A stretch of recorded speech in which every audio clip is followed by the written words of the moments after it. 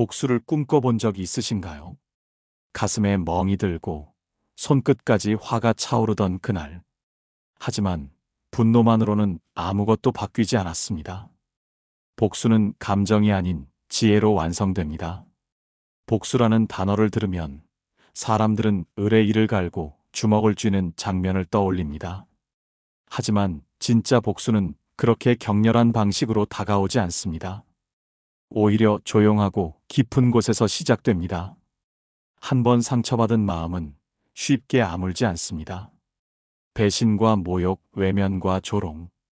그 모든 순간이 선명히 남아 가슴속을 파고듭니다. 그러나 거기서 복수가 태어납니다. 비수가 아닌 나를 위한 칼날로, 응징이 아닌 나를 지키는 벽으로. 당신은 상처받은 채 살아남은 사람입니다. 누군가는 그 상처 위에 소금을 뿌리듯 말을 뱉었겠지요. 하지만 그 말들이 당신의 전부는 아닙니다. 그들에게 휘둘리지 않기 위해서라도 우리는 먼저 나를 다독여야 합니다. 복수는 분노가 아닙니다. 복수는 생존이고 회복이며 단단해지는 과정입니다. 사람들은 말합니다. 복수는 또 다른 상처를 낳는다고. 그래서 하지 말아야 한다고. 하지만 정말로 중요한 건 어떻게 복수하느냐입니다. 불을 지르듯 분노에 취해 움직이는 것이 아니라 조용히 내 삶을 정리하고 마음을 갈무리하며 내가 누군지를 증명해 보이는 방식이라면 그건 더 이상 파괴가 아니라 회복이 될 수 있습니다. 스스로를 정화하지 않으면 복수는 독이 되어 내게 돌아옵니다. 그러니 그 무엇보다 먼저 당신 자신의 감정을 들여다보아야 합니다. 숨이 가빠지고 얼굴이 붉어지던 그날, 당신의 마음속에서 무너져 내리던 자존, 그 모든 파편을 주워 모으고 조용히 안아줘야 합니다. 그렇게 해야 비로소 분노는 증오가 아닌 단단한 힘이 됩니다. 철학자 스토아는 감정을 경계하라고 말했습니다. 하지만 감정을 없애라는 뜻은 아니었습니다. 감정을 다스릴 줄 알아야 인간은 인간으로 남는다고 그는 조용히 가르쳤습니다. 당신은 지금 당신 자신을 되찾는 길 위에 있습니다. 당신을 아프게 한 사람을 마주했을 때 당신의 눈빛이 흔들리지 않는다면 그 자체로 이미 복수는 시작된 것입니다. 이제 다시 묻습니다. 그 사람에게 진짜로 하고 싶은 복수는 무엇입니까? 눈물 섞인 외침입니까? 아니면 흔들림 없는 침묵입니까? 그 모든 답은 당신 안에 있습니다. 누군가 당신의 마음을 무너뜨렸을 때 그 순간의 감정은 너무나 격렬해서 온몸이 타오르는 듯 했을 것입니다. 심장이 쿵쿵 뛰고 손끝은 떨리며 눈앞은 어두워졌을지도 모릅니다. 그런데 바로 그때 우리는 선택의 갈림길에 서게 됩니다. 불꽃처럼 타오를 것인가, 혹은 그 불꽃을 손안에 쥐고 걸어갈 것인가. 당신은 복수를 꿈꾸고 있습니다. 하지만 복수란 쉽게 이룰 수 있는 것이 아닙니다. 그것은 순간의 감정이 아니라 오래 버티고 다듬고 절제한 끝에 완성되는 결과입니다. 그렇기에 진짜 복수를 하기 위해선 먼저 내 마음의 상태부터 점검해야 합니다. 감정은 눈과 같습니다. 처음엔 조용히 내리지만 쌓이고 쌓이면 온 세상을 덮어버립니다. 분노 또한 그렇습니다. 작은 말 한마디, 무심한 시선, 의도된 무시, 그 모든 것들이 쌓이고 나면 내 안에는 감당할 수 없는 눈사태가 일어나게 됩니다. 하지만 눈은 햇볕에 녹습니다. 분노도 마찬가지입니다. 햇볕은 바로 당신의 의지, 당신의 냉정입니다. 뜨겁지 않은 햇볕이 가장 무서운 얼음을 녹이듯 당신의 차분한 시선은 그 모든 분노의 얼룩을 조용히 지워냅니다. 아리스토텔레스는 말했습니다. 화를 내는 것은 쉽지만 적절한 사람에게 적절한 방식으로 적절한 시기에 화내는 것은 어렵다고. 복수 역시 마찬가지입니다. 잘못된 방식의 복수는 결국 당신을 망가뜨릴 뿐입니다. 그러니 지금 필요한 것은 분노가 아니라 당신 자신의 냉정한 선택입니다. 숨을 깊이 들이마셔 보십시오. 그리고 다시 한번 자신에게 묻습니다. 내가 진짜로 원하는 것은 무엇인가? 그 사람을 파괴하는 일인가? 아니면 그 사람 없이도 당당히 살아가는 나 자신인가? 복수는 그 사람이 무너지게 만드는 것이 아니라 당신이 무너지지 않고 일어서는 것입니다. 그들은 당신을 잊었을 수도 있습니다. 그러나 당신은 아직 그들을 마음속에 품고 있다면 그건 여전히 그들에게 지고 있는 것입니다. 냉정함은 그 끈을 끊는 첫 번째 칼입니다. 그 차가운 칼은 당신의 마음속 분노를 조용히 잘라낼 것입니다.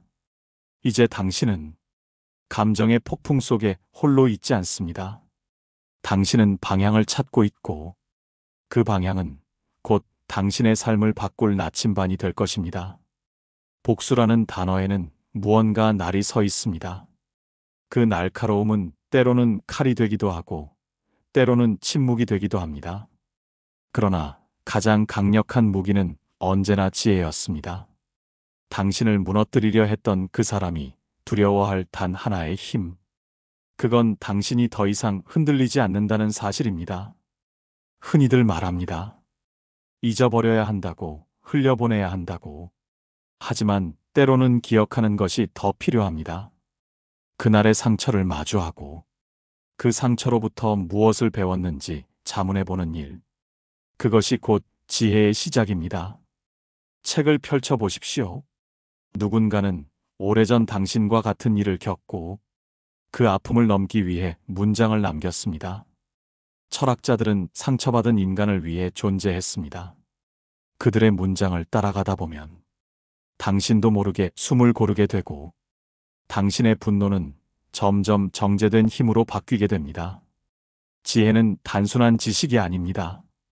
지혜는 당신을 다시 일으켜 세우는 시선입니다. 똑같은 상황을 다시 만났을 때, 그때의 당신과 지금의 당신이 다르다면, 당신은 이미 이긴 것입니다. 지혜는 복수를 뛰어넘는 승리입니다.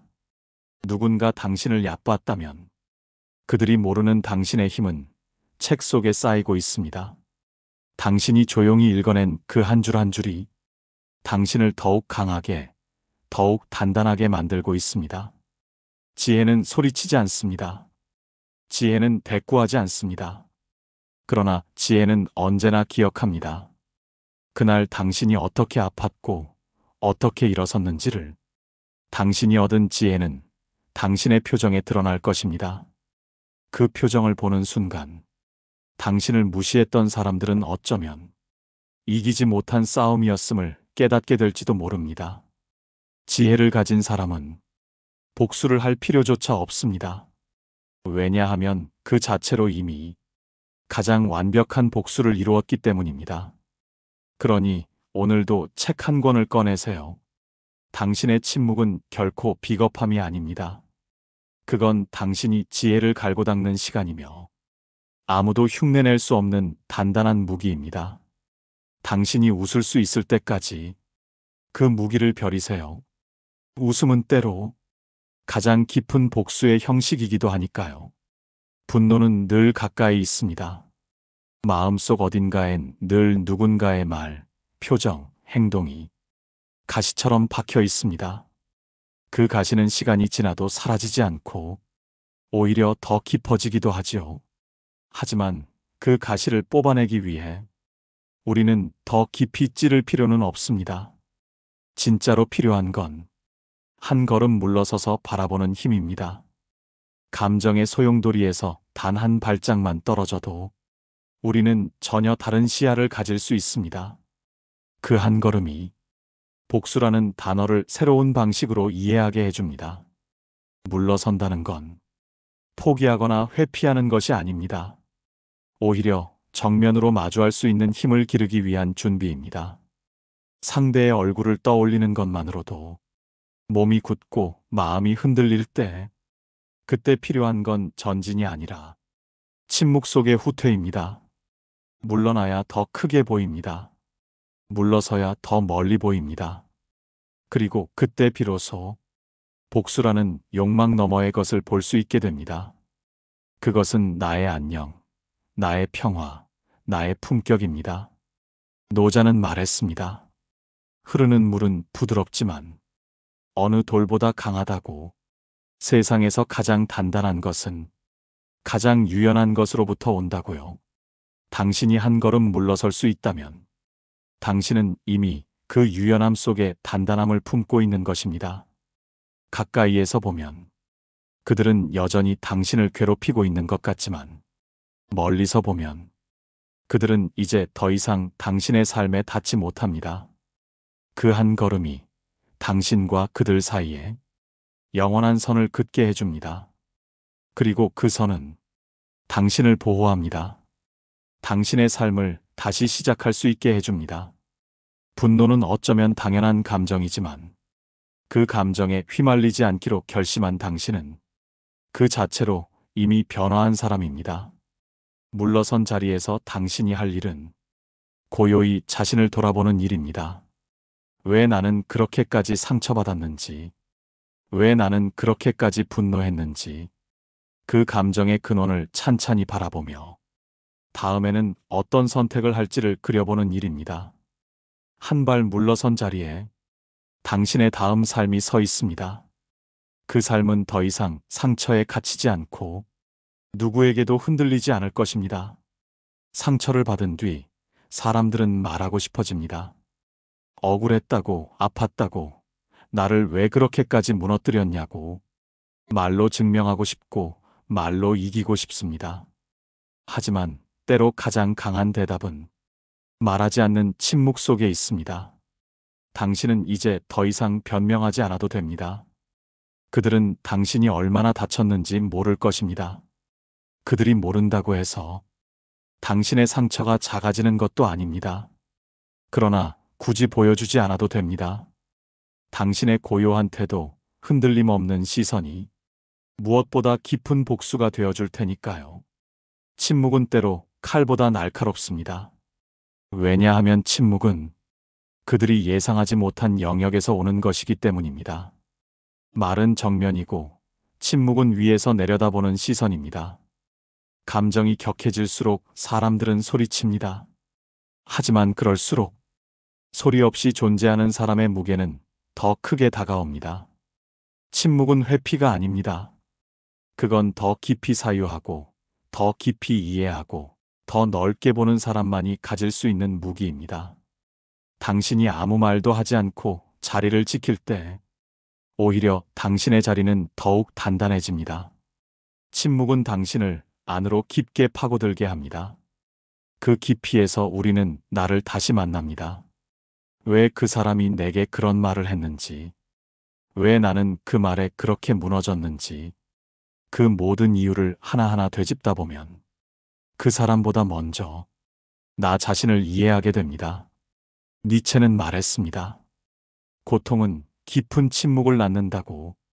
그 침묵 안에서 탄생하는 건 무기력한 체념이 아니라 새로운 자기 자신입니다. 복수는 그 사람이 보는 앞에서 웃는 것만이 아닙니다. 당신이 더는 그 사람을 신경 쓰지 않게 되었을 때, 당신의 시간에서, 생각에서, 감정에서 그 사람이 완전히 지워졌을 때, 그 순간이야말로 가장 완벽한 복수입니다. 침묵은 그 삭제의 시작입니다. 당신은 조용히 걸어가고 있습니다. 어느 날 거울을 보면 당신은 더 이상 상처 입은 사람이 아니라 상처를 넘은 사람이 되어 있을 것입니다. 그러니 오늘 말하지 않아도 됩니다. 눈빛 하나, 한숨 하나, 그 속에 담긴 모든 것이 당신의 복수입니다. 그리고 그 복수는 누구도 흉내낼 수 없는 고요한 승리입니다. 누군가는 말합니다. 상처는 남기지 말고 버리라고. 하지만 철학은 다르게 속삭입니다. 그 상처에서 무엇을 만들었느냐가 그 사람의 진짜 깊이라고요. 상처를 예술로 바꾸는 사람은 더 이상 과거에 사로잡힌 이가 아닙니다. 그는 상처를 들여다보는 데서 그치지 않고 그것을 꺼내어 다듬고 빛나게 만드는 사람입니다. 당신이 지금 겪은 아픔도 언젠가 누군가의 마음을 어루만질 재료가 될 수 있습니다. 예술이라는 말은 꼭 그림이나 음악만을 뜻하지 않습니다. 삶 자체가 하나의 예술이 될 수 있습니다.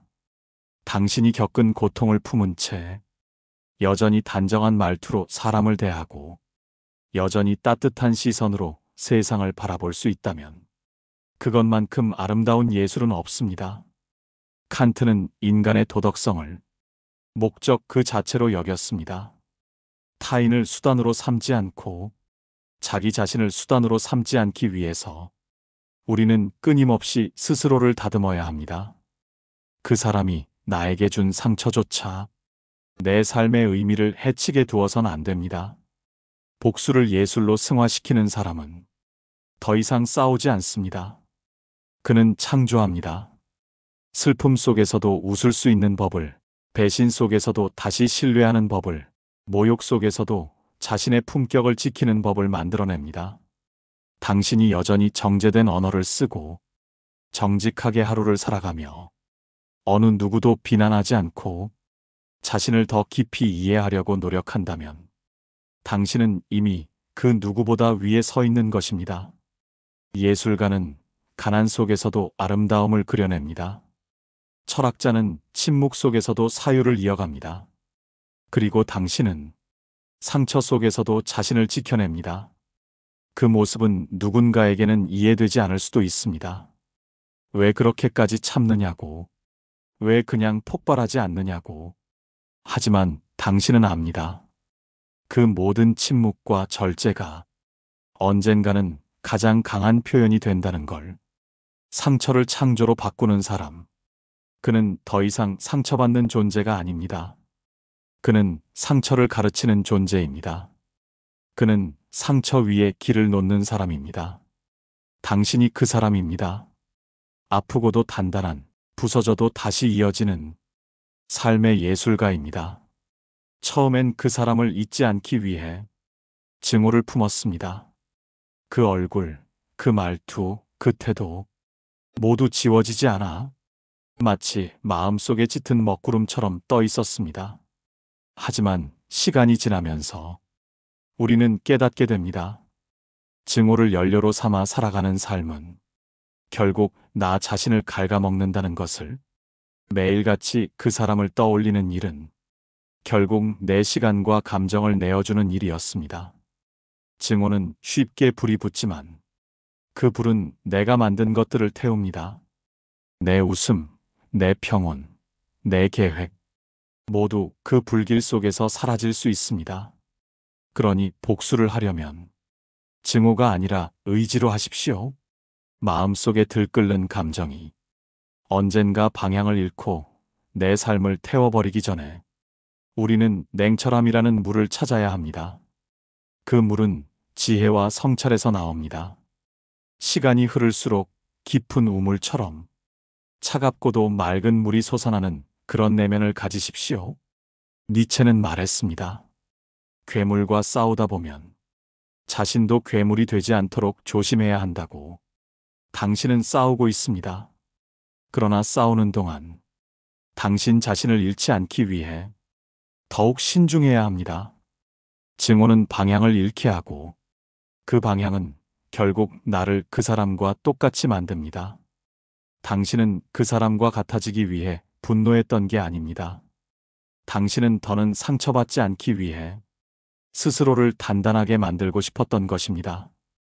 그러니 이제는 마음속 증오를 천천히 내려놓아도 좋습니다. 그건 당신이 약해진다는 뜻이 아니라 더 이상 그 어둠에 발목 잡히지 않겠다는 선언입니다. 진짜 복수는 그 사람이 당신을 망가뜨리지 못했다는 걸 조용히 증명해 보이는 일입니다. 그 사람 없이도 웃고 말하고 살아가는 모습을 당신 스스로 매일 이어가는 것입니다. 증오는 쉽게 불타지만 사랑과 존엄은 오래갑니다. 자기 자신을 사랑하는 사람은 결코 그 누구에게도 무너지지 않습니다. 당신은 지금 그 증오를 넘어서는 길 위에 있습니다. 더는 불꽃으로 자신을 태우지 마세요. 당신은 불이 아니라 빛으로 남아야 할 사람입니다. 상처받은 사람은 웃음을 잃습니다. 입꼬리는 내려앉고 눈빛은 무뎌집니다. 사람들과 섞여도 마음은 닫혀 있고 하루를 버티는 것만으로도 지치는 나날이 이어지곤 합니다. 그러나 웃음은 결코 가벼운 감정이 아닙니다. 진짜 웃음은 깊은 고통을 통과한 사람만이 지닐 수 있는 힘입니다. 어떤 이들은 말합니다. 다 잊고 웃으라고. 그러나 철학은 그렇게 단순하지 않습니다. 웃음은 망각에서 오는 것이 아니라 기억을 품은 채 그것을 이겨낸 사람이 선택하는 태도입니다. 누군가 당신을 무너뜨렸다면 그가 정말로 두려워하는 순간은 당신이 다시 웃을 때입니다. 그 웃음은 당신이 살아있다는 증거이며 더는 그 사람의 말에 휘둘리지 않는다는 선언입니다. 칸트는 인간이 자율적으로 판단하고 행동할 수 있을 때 비로소 존엄을 갖는다고 했습니다. 당신이 고통 속에서도 다시 웃을 수 있다면 당신은 당신 자신의 존엄을 지켜낸 것입니다. 웃음은 약함이 아닙니다. 억지로 만든 미소가 아니라 그 모든 감정과 경험 위에 선 사람만이 진짜로 웃을 수 있습니다. 웃는다는 건 그 사람에게 졌다는 뜻이 아니라 그 사람 없이도 잘 살아갈 수 있다는 의미입니다. 그리고 그건 어쩌면 말보다 더 큰 복수일지도 모릅니다. 그들이 바란 건 당신이 무너지는 모습이었을지도 모릅니다. 그러나 당신은 울지 않고 말하지 않고 다시 웃는 길을 택했습니다. 그 웃음은 말합니다. 나는 끝나지 않았고 나는 여전히 나이며 나는 이제부터 더 단단해질 것이라고. 당신의 웃음은 누군가에게는 죄책감을 남기고 누군가에게는 부끄러움을 안겨주며 결국에는 스스로를 치유하는 가장 깊은 연금술이 됩니다. 당신이 웃는 그 순간 복수는 더 이상 필요하지 않을 것입니다. 왜냐하면 당신은 이미 상처로부터 자유로워졌기 때문입니다. 당신은 이제 충분히 아팠습니다. 그 고통은 말로 다할 수 없지만 당신의 얼굴, 당신의 걸음, 당신의 하루에 고스란히 남아 있습니다. 하지만 그 흔적은 더 이상 상처가 아닙니다. 그건 당신이 살아낸 증거이고 넘어선 시간입니다. 사람들은 말로 복수하려 합니다. 상대에게 똑같이 갚아주고 싶어 하고 내가 얼마나 아팠는지를 알아채길 원합니다. 그러나 말로는 절대 그 무게를 전달할 수 없습니다. 그래서 철학자들은 늘 이렇게 말했습니다. 삶으로 증명하라고. 침묵 대신 행동으로, 증오 대신 존재로. 당신이 여전히 무너지지 않고 하루하루를 쌓아가고 있다면 당신은 이미 승리한 것입니다. 그 사람의 말이 당신을 정의하지 않았다는 걸, 그 사람의 태도가 당신의 전부가 아니었다는 걸 삶 자체로 증명한 것입니다. 복수는 거창하지 않아도 됩니다. 성공이라는 이름을 달지 않아도 됩니다. 그저 오늘을 이전보다 덜 흔들리며 살아가는 것, 그것만으로도 충분합니다. 왜냐하면 당신의 삶은 당신 자신을 위해 존재하는 것이니까요. 삶은 속도를 겨루는 경주가 아닙니다. 깊이를 묻는 여정입니다. 당신이 겪은 고통이 깊었다면 당신의 사유도 그만큼 깊어졌을 것입니다. 그 깊이는 어느 누구도 흉내낼 수 없는 당신만의 철학이 됩니다. 당신을 함부로 대해도 된다고 생각했던 사람들은 당신이 다시 일어나 당당히 살아가는 모습을 보며 말없이 깨닫게 됩니다. 당신이 얼마나 강한 사람인지, 당신이 얼마나 고요한 저항을 해왔는지, 어떤 복수도 당신의 삶 그 자체보다 강하지 않습니다. 그 누구도 당신만큼 당신을 복수해 줄 수 없습니다. 삶으로 대답하십시오. 당신의 평온으로, 단단한 말투로, 흔들리지 않는 눈빛으로. 그것이야말로 가장 깊은 울림을 남기는 복수입니다. 복수를 다짐했던 그 날로부터 시간이 흘렀습니다. 당신은 울었고 참았고 때로는 무너졌습니다. 그러나 결국 다시 일어섰습니다. 이제 당신은 압니다. 진짜 복수는 그 사람처럼 행동하는 것이 아니라 그 사람과는 전혀 다른 존재로 성장하는 것이라는 걸. 철학자들은 늘 너 자신을 알라고 했습니다. 그 말은 단순한 자기 인식이 아니라 자신을 지켜내는 법을 아는 사람에게 주는 지혜였습니다. 당신은 그 사람에게 무너졌을지언정 스스로를 버리지 않았습니다. 그건 곧 복수의 완성입니다. 더 나은 내가 된다는 것. 그것은 단순히 그들을 잊는 것이 아니라 그들조차 기억 속에서 작아지게 만드는 일입니다.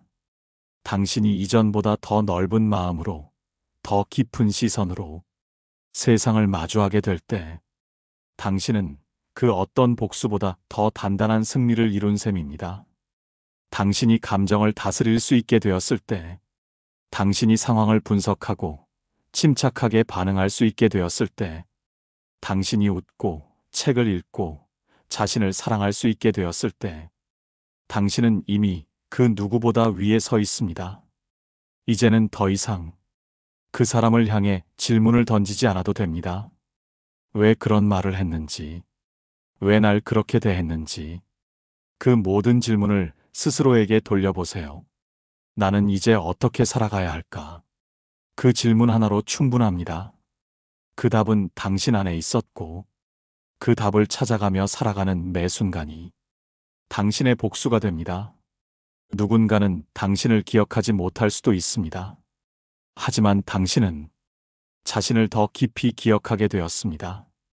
그리고 그 기억은 더 이상 상처가 아닙니다.